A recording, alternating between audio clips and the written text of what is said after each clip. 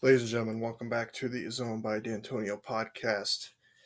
Today we are going to do a recap on and a reaction to MSU's win over Maryland today. It was a big win for Michigan State, finally going against competition that is a bit better than it has been going against. I love Savannah State. I love how they play, but they're not on the level of some of these Big Ten teams. And going into this game for Maryland, they're undermanned. Justin Jackson, guard they have, is out for the year, and one other player they have is out. So they were undermanned going into this game, and but they were still a borderline tournament team. And if they got a win here, maybe their chances would have gone a lot higher. But it was still time for them. I just love the way this went for Michigan State. Nick Ward, 6 for 8 from the field in this one, which is a bad game for him, just based off what he's done lately. 6 for 8 from the field. I swear he hasn't missed in like 5 games. He missed 2 today. And the big thing for him is free throws, and he was 4 for 6 from the free throw line in this game. That is something he does need to work on. But what can you say about Miles Bridges? He just does it all.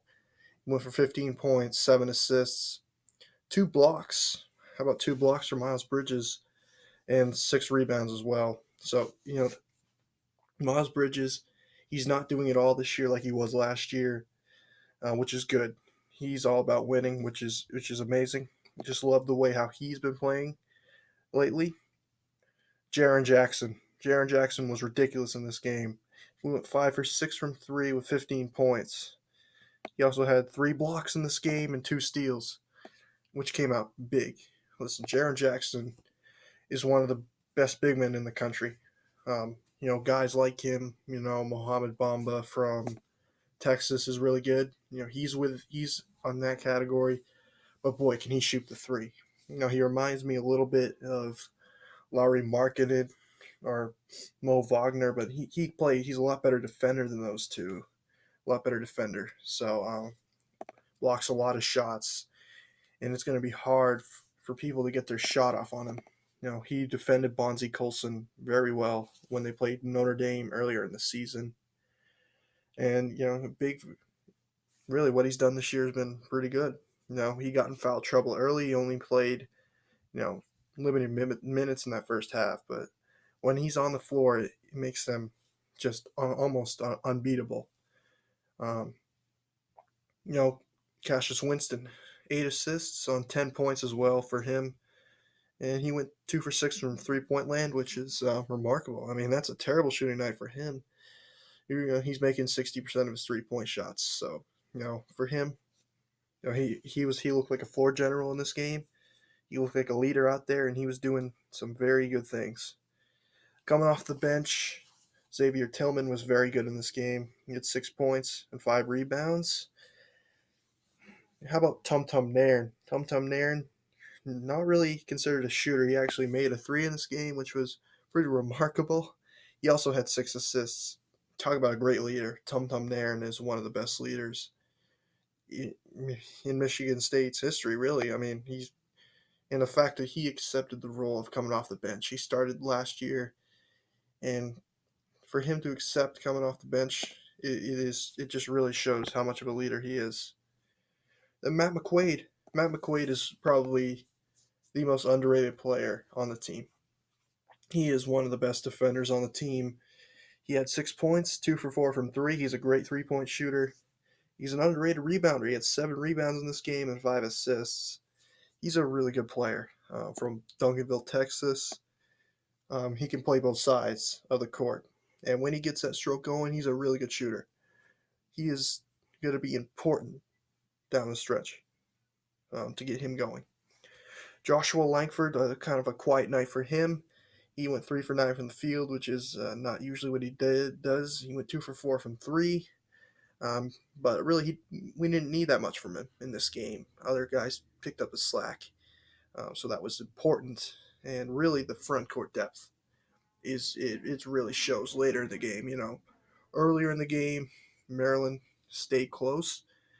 But once their bigs got in foul trouble, Michigan State's depth really showed. in the second half, with guys like Gavin Schilling and Xavier Tillman. Kenny Goings was very good in this game too. 8 points, 5 rebounds.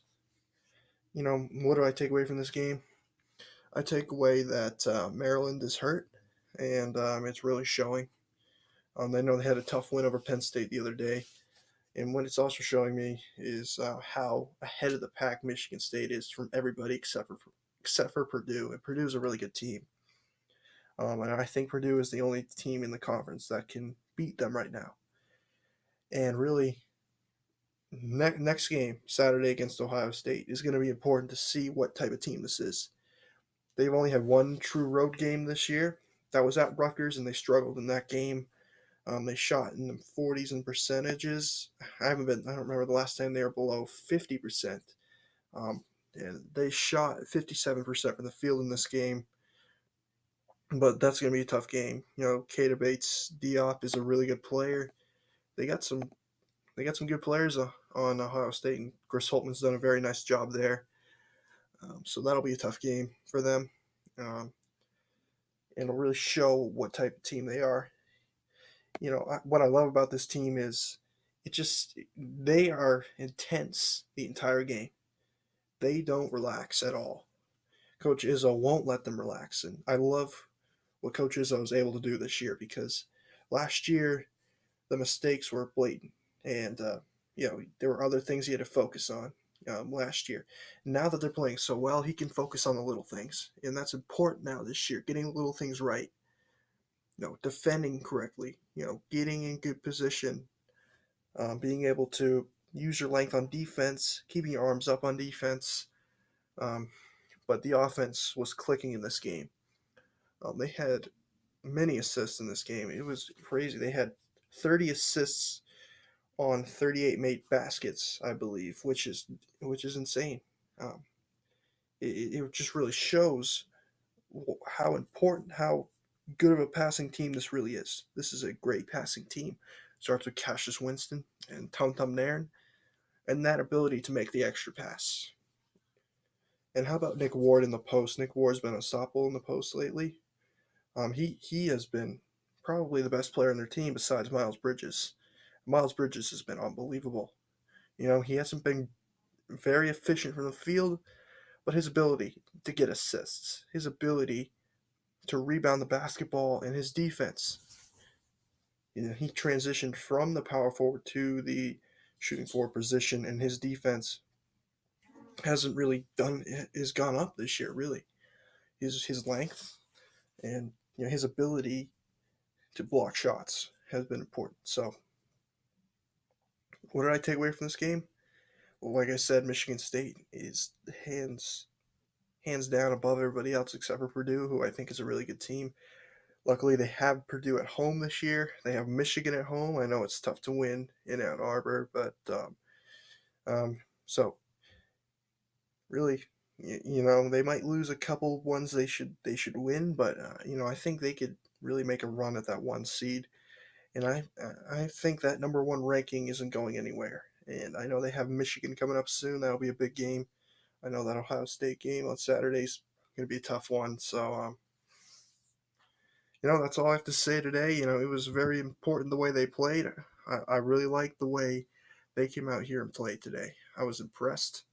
I was impressed with the intensity on defense. I was impressed with even being up 20 in this game, how they never took their foot off the gas. They continued to just play exceptionally well, which really impressed me. So, that's going to be it for this podcast. Next time, I'll be probably doing the same thing with the Ohio State game.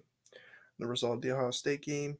Probably talk about Big Ten basketball a little bit more, and see what teams might give Michigan State a run for their money. I already said, Purdue is probably the one team that can do that, and Minnesota is a good team. And still don't sleep on Wisconsin either. Wisconsin had a really tough schedule early, but they're coming back.